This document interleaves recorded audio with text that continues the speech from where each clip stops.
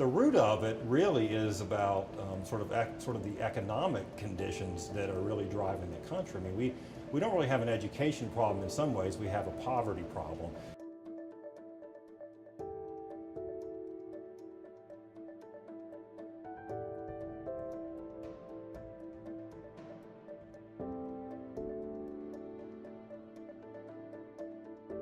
And the state did actually create in the 90s 2 different supplemental funds, one for low wealth counties, for the poorer counties in the state, and the other for small counties, because those actually both, sometimes they're both, but those are the ones that tend to have a problem. So we actually do give money on top of kind of your basic education support, but what we've been seeing, particularly over the last 15 years, is it's just not enough.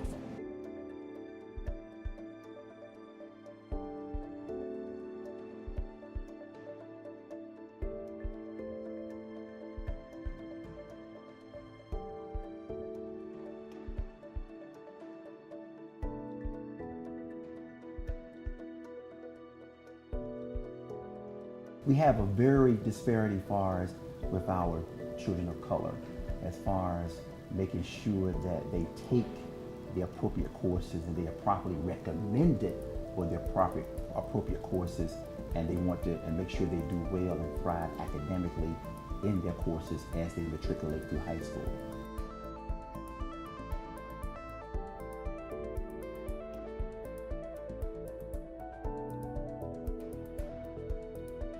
Math, that's the gatekeeper. We talk about that a lot. That's the gatekeeper, you know, as far as to make sure you get into the good school that you want to get into, making sure you take that honors free Cal, that AB or BC Cal, or that, you know, Cal 3 or whatever the course may be. So you can get into NC State, Columbia, Princeton, Yale, or whatever school you want to go to.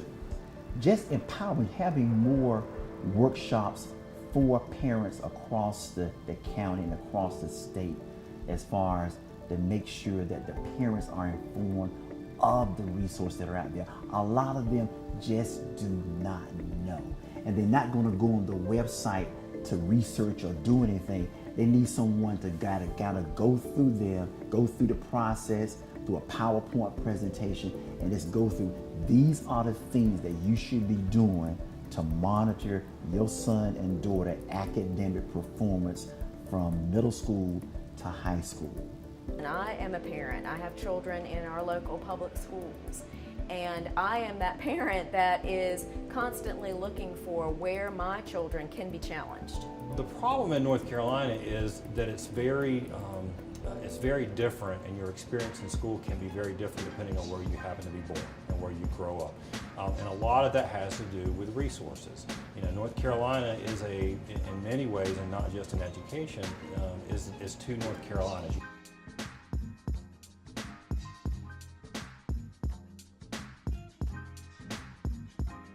We've got the parts of the state that, you know, really you think about the Triangle area in Charlotte and Greensboro and the Triad, where there are jobs being created, where there's economic growth, where there are people moving in.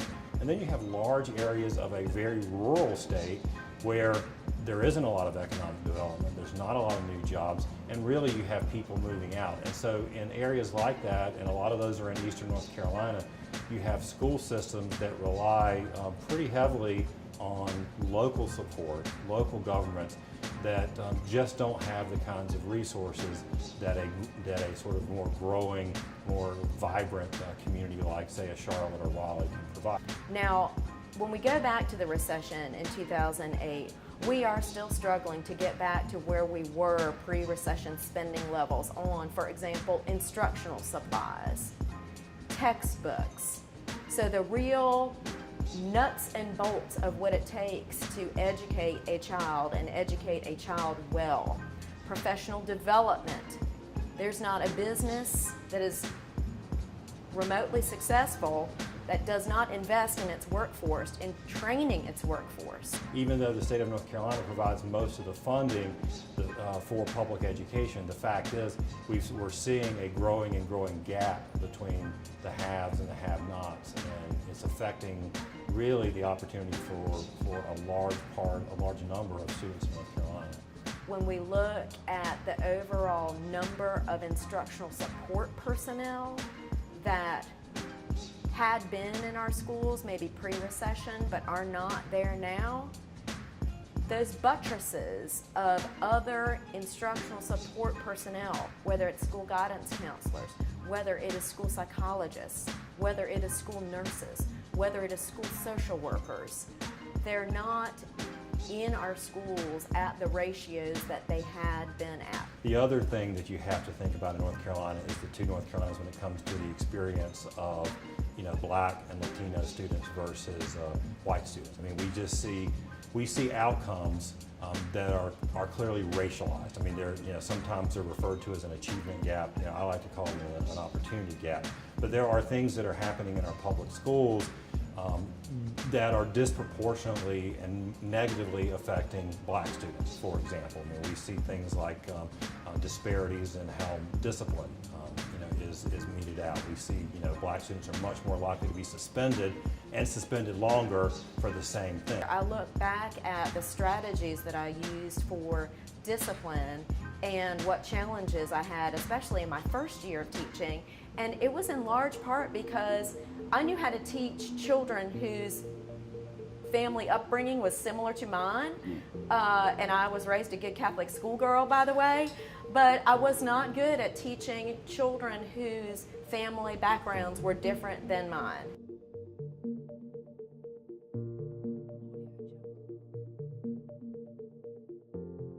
We have a shortage of teachers of color. North Carolina has about 83% of our teachers are white female, where the majority of our students now, about 51%, are students of color, Black and Latino.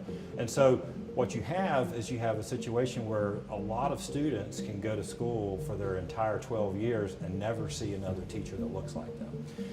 And what that can do is it can create sort of some expectations mismatches, some cultural misunderstandings. Even just one teacher of color in the educational trajectory of a child's education, when the child is a child of color, can make a huge differential in terms of their academic achievement, whether they stay in school and graduate or not.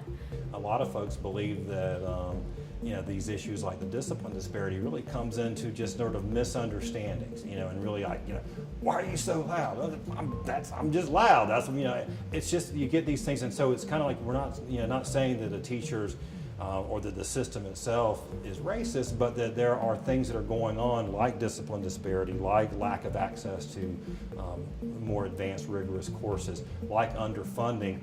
As a system, students of color in the state are being shortchanged. And so it's something we have to keep an eye on, not just in terms of funding, but the teacher diversity thing is a real challenge, and it actually in a lot of ways dates back to desegregation, when we had a lot of schools that were just for Blacks and just for whites. They integrated.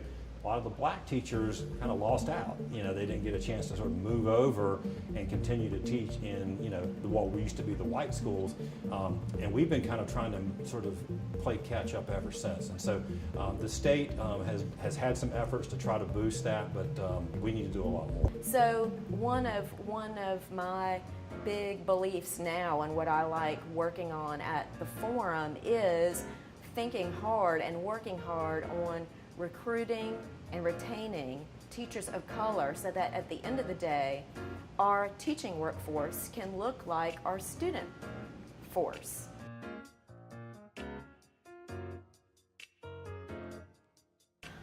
One of the factors is certainly the pay. One of the dilemmas with the scholarship was that for all of the high achieving students, whether Caucasian students, whether students who are African American, Asian students, Native American, Indian, any child of color, if they're in the top tier academically, they had opportunities to go to MIT and not have a service obligation. So for example, we would oftentimes lose the teaching fellow candidates of color because they had competing scholarships where they didn't have to serve and teach for 4 years to fulfill the scholarship. They had scholarships free and clear. If you talk to enough teachers around the state, I think that you will find that the teacher morale and professional fulfillment and perhaps even compensation, where teachers themselves are discouraging their own children from going into teaching, that's where you know you've hit a point of no return. I went to an NAACP education conference just a few months ago, and I happened to be walking with a school principal, a school administrator, and he casually asked a group of young college students of color, so are y'all going to be teachers? And they did not have to think about it. They said, no, we're going to be lawyers, we're going to be doctors. Not one of them indicated in any form or fashion that they were interested in teaching.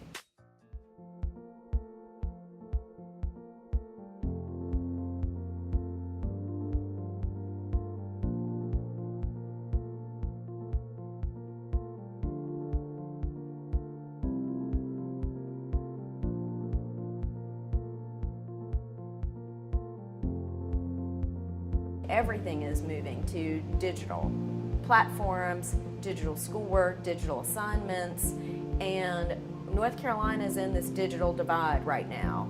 There are many rural areas of the state where certainly within the homes and even in the municipalities themselves, there is not wireless access like there is in our more urban areas like Raleigh and Wake County. We're very fortunate here.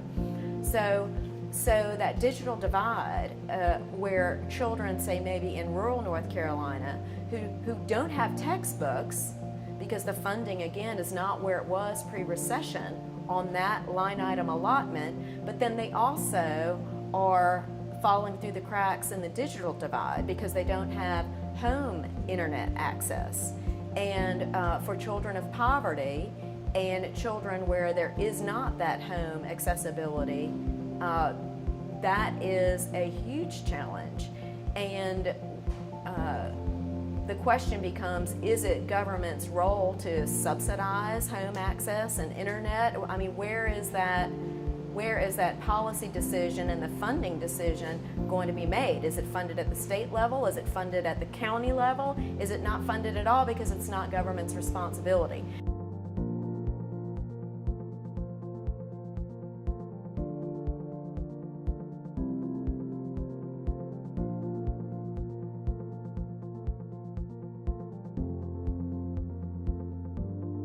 And anyone who's in this business knows the evidence already. The question for North Carolina is, what do we do about it?